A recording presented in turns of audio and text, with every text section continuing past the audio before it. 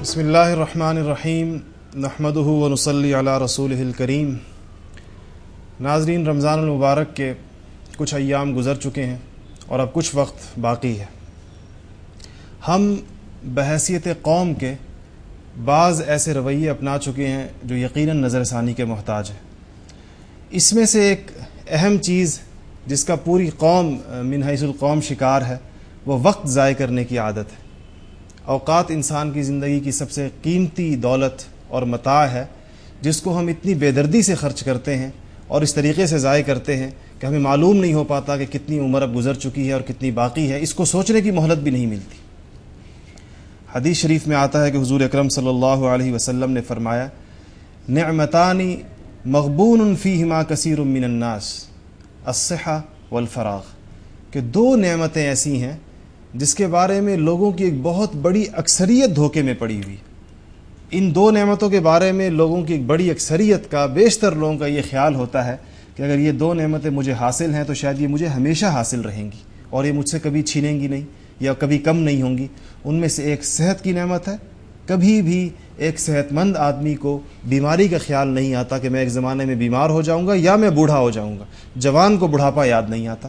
اور دوسری فراغ، یعنی فراغت کی نعمت ہے۔ جس آدمی کے پاس وقت ہو، فراغت سے مراد یہ نہیں کہ وہ بالکل فارغ بیٹھا ہوا ہے، کرنے کا کوئی کام نہیں، مطلب اس پر کوئی ایسی پریشانی نہیں ہے، اس پر کوئی ایسی آزمائش نہیں ہے جو اس کے ساری زندگی کے معمولات کو الٹ پلٹ کر رکھ دے، جو اس کو کسی اور کام بھی کرنے کے قابل نہ چھوڑے۔ ایسی کسی پریشانی کا وہ شکار نہیں ہے۔ یہ دو ایسی نعمتیں ہیں ہر انسان کے پاس جس کی طرف عام طور پر انسانوں کی توجہ نہیں جاتی۔ رمضان المبارک خود احتسابی کی دعوت دیتا ہے، تو اس موقع پہ بہت ضروری ہے کہ ہم پوری اپنی زندگی پر اور خصوصیت کے ساتھ رمضان کے اوقات پر نظر ڈالیں، اپنے 24 گھنٹوں کو دیکھیں کہ ہمارے 24 گھنٹے کس طریقے سے گزر رہے ہیں، اس میں کتنا وقت اللہ تعالیٰ کی رضامندی کے حصول اور اچھے کاموں میں گزر رہا ہے اور کتنا وقت ایسا ہے جو ضائع ہو رہا ہے، جو ہمارے لیے وبال بن رہا ہے، جس کا حساب دینا ہمارے لیے مشکل اور دشوار ہوگا۔ ان دو نعمتوں میں سے آج وقت کی نعمت پر ہم گفتگو کریں گے کہ اللہ جل جلالہ نے ہمیں وقت کی اور فراغت کی نعمت عطا فرمائی ہے جس کی ہمیں قدر کرنی چاہیے۔ ہر نعمت کے 3 حقوق ہیں جس کا مطالبہ ہر نعمت انسان سے کر رہی ہوتی ہے، اور اگر وہ 3 حقوق انسان ادا کر دے تو گویا کہ اس نے اللہ جل جلالہ کی اس نعمت کا حق ادا کر دیا۔ ان میں سے پہلا حق یہ ہے کہ اس نعمت کی قدر پہچانی جائے کہ اللہ تعالیٰ نے میرے اوپر بڑا فضل کیا ہے کہ مجھے یہ چیز عطا فرمائی۔ دوسرا یہ ہے کہ اس پر شکر ادا کیا جائے، اور جتنا انسان شکر ادا کرتا ہے اتنا اس کی نعمتیں بڑھتی ہیں، کہ اس نعمت پر پہلے تو انسان اس کی قدر پہچانے، پھر انسان اس پر شکر ادا کرے، اور تیسرے نمبر پر یہ ہے کہ اس نعمت کو درست اور صحیح جگہ پر استعمال کرے۔ کہ اگر اللہ کی طرف سے کوئی بھی آپ نعمت دیکھ لیجئے، انسان کو اگر دولت کی نعمت اللہ نے دی ہے، سواری کی نعمت دی ہے، کوئی اور اللہ کی جانب سے انعام ہے، اگر اس کی ان 3 چیزوں کی وہ رعایت رکھ لے تو وہ نعمت کا حق ادا کرنے والا شمار ہو سکتا ہے۔ اگرچہ انسان کبھی بھی نعمت کا کما حق نہیں ادا کر سکتا، بلکہ انسان تو نعمتوں کو شمار بھی نہیں کر سکتا، جس طرح قرآن پاک میں آیا ہے کہ اگر تم اللہ کی نعمتیں شمار کرنا چاہو تو تم اس کو شمار نہیں کر سکتے تمہارے اوپر کتنی ہیں، مگر یہ وہ کم از کم حقوق ہیں ہر نعمت کے جس کو ادا کرنا ہر مسلمان کے لیے ضروری ہے۔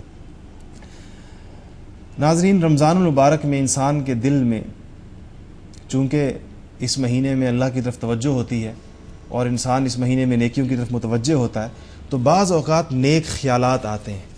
اس نیک خیال کو صوفیاء کی اصطلاح میں وارد کہتے ہیں کہ انسان کے دل پر ایک نیک کام کرنے کا جذبہ آیا۔ تو تجربہ ہے مشائخ کا کہ اگر کسی کے دل میں کوئی ایسا جذبہ آئے کہ ایک نیک کام کی طرف کا داعیہ پیدا ہوا ہے، اس کی جانب توجہ ہوئی ہے، تو کہتے ہیں اس نیک کام کا خیال اللہ کا مہمان ہے۔ اگر اس کی قدر کی اس آدمی نے اور فوراً اس پر عمل کر لیا تب تو یہ مہمان رہتا ہے، اور اگر اس کی طرف ناقدری کی اس کی اور اس کو انسان نے ٹال دیا تو پھر یہ جذبہ انسان سے بعض اوقات اس کے دل سے واپس پلٹ جاتا ہے۔ جس طرح ایک مہمان کی ناقدری نہ کی جائے تو وہ میزبان کے گھر سے چلا جاتا ہے۔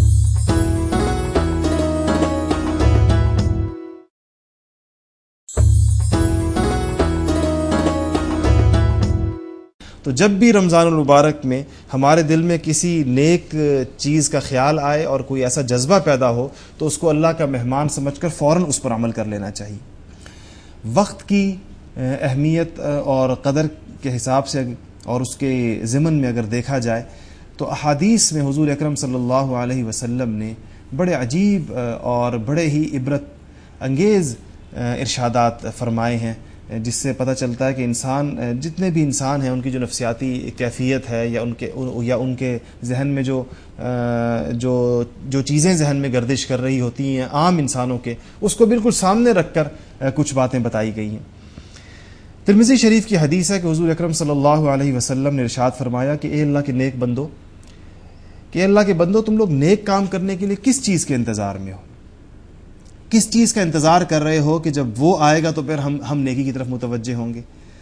هل ينتظرون الا فقرا منسیا، کیا تم ایک ایسے یعنی جس آدمی کو اللہ نے مال سے نوازا ہوا ہے اور وہ اس مال کو صحیح مصرف میں خرچ کرنے میں کس چیز کے انتظار میں ہے؟ کیا فقر کا انتظار کر رہا ہے؟ فقرا منسیا، فقرا منسیا کا مطلب ہے وہ فقر جو انسان کو صدقہ اور خیرات کے جذبات ہی بھلا دے۔ ظاہر بات ہے جب انسان کے پاس سے دولت چلی گئی اور وہ فقیر ہو گیا تو ایک فقیر کیا صدقہ اور خیرات کرے گا؟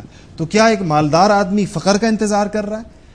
او غنن متغین، یا اگر وہ تھوڑا بہت مالدار ہے تو کیا وہ ایسی مالداری کا انتظار کر رہا ہے جو اس کو سرکش کر دے؟ یہ جو بہت زیادہ مال ہوتا ہے اور جب اس کے حقوق ادا نہ کیے جائیں تو وہ انسان کو سرکش کر دیتا ہے۔ تو کیا اوسط درجے کا آدمی اور ایک عام آدمی وہ ایک ایسی مالداری کا انتظار کر رہا ہے جو مالداری اس کو سرکش بنا دے؟ او مرضا مفسدا، یا کیا صحت مند آدمی بیماری کا انتظار کر رہا ہے جو بیماری اس کو تمام قسم کے کاموں سے روک کر بٹھا دے؟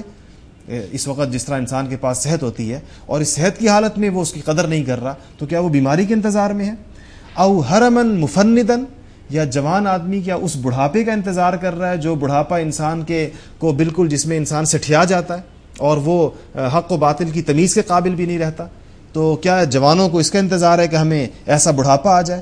او موتا مجہزا، یا انسان کو موت کا انتظار ہے کہ جب موت آئے گی تو موت آنے کے بعد کچھ نیک کام کیے جائیں گے؟ او الدجال، حدیث کے الفاظ ہیں کہ کیا انسان دجال کے انتظار میں؟ فشر غائب ينتظر، کہا ہے کہ دجال تو جتنی چیزیں غائب ہیں ان غائب چیزوں میں سے سب سے زیادہ شر والی چیز جو ہے وہ دجال ہے جس کا انتظار کیا جائے۔ جو چیزیں مطلب دجال ظاہر بات ہے تو صحیح اور غائب ہے اور اس نے ایک زمانے میں آنا ہے، تو کیا انسان اس انتظار میں ہے کہ جب دجال نمودار ہو جائے گا تو اس کے بعد میں نیک کام کروں گا؟ اب الساعۃ فالساعۃ ادھیٰ وامر، یا انسان کو قیامت کا انتظار ہے اور قیامت تو بڑی ہولناک چیز ہے اور سب کچھ بھلا دینے والی اور بڑی تلخ چیز ہے۔ تو یہ احادیث کے ان الفاظ میں انسانوں کو در حقیقت اوقات کی قدر و قیمت بتائی گئی ہے کہ اس وقت جو تمہارے پاس جو وقت ہے اور جو تمہارے پاس جو تمہاری کیفیت ہے، جس تم حالت میں ہو، اس کو تم غنیمت سمجھو اور اس وقت کا سے فائدہ اٹھاؤ۔ یقیناً رمضان المبارک میں انسان کو زیادہ موقع ملتا ہے اپنے حالات پر نظر کرنے کا اور اپنے بارے میں سوچنے کا، تو ہم سب کو بہت ہی دل سوزی کے ساتھ اپنے اوقات پر نظر کرنی چاہیے کہ ہمارے وقت کا بیشتر حصہ کس چیز میں گزر رہا ہے۔ اسی طرح ایک دوسری حدیث میں حضور اکرم صلی اللہ علیہ وسلم نے فرمایا اغتنم خمسا قبل خمس، 5 چیزوں سے پہلے غنیمت جانو، یعنی اگر تمہیں 5 کیفیتوں میں تم ہو اس وقت تو اور 5 کیفیتوں کے آنے سے پہلے اس کو غنیمت جانو اور اس پر شکر ادا کرو۔ پہلی فرمایا شبابک قبل حرمک، تمہاری جوانی تمہارے بوڑھا ہو جانے سے پہلے جوانی کو غنیمت جانو۔ ایک وقت آ جائے گا ہر انسان نے بوڑھا ہونا اور ایسا بوڑھا ہونا ہے کہ جو ایک سٹھیانے کی عمر کو بھی پہنچ جاتا ہے، تو جوانی کو غنیمت جانو بڑھاپے سے پہلے، وصحتک قبل سقمک، صحت کو غنیمت جانو مرض سے پہلے، وغناک قبل فقرک، اور مالداری کو اور اچھے احوال کو فقر سے غنیمت جانو، وفراغک قبل شغلک، اور مصروفیت سے پہلے فراغت کو غنیمت جانو، وحیاتک قبل موتک، اور موت سے پہلے زندگی کو غنیمت جانو۔ ہمیں سب سے پہلے یہ احساس اپنے اندر بٹھانا ہوگا کہ میری زندگی کا ایک لمحہ قیمتی ہے، وقت کی اہمیت کا احساس ہمیں دل میں بٹھانا ہوگا۔ اور پھر جو احادیث ہم نے آج کے درس میں سنی ہیں ان کا مضمون اور ان کے الفاظ پر اگر ہم بار بار غور کریں گے تو ہمیں پتہ چلے گا کہ حضور اکرم صلی اللہ علیہ وسلم نے ہمیں کس طریقے کے ساتھ وقت کی اور اپنی موجودہ حالت اور کیفیت کی قدر و قیمت پہچاننے کی توجہ دلائی ہے۔ اللہ تعالیٰ اپنے فضل و کرم اور اپنی رحمت سے ہمیں وقت کی کی اہمیت کا احساس دلا دے اور وقت ضائع کرنے سے بچنے کی توفیق نصیب فرمائے. آمین. وآخر دعوانا ان الحمد للہ رب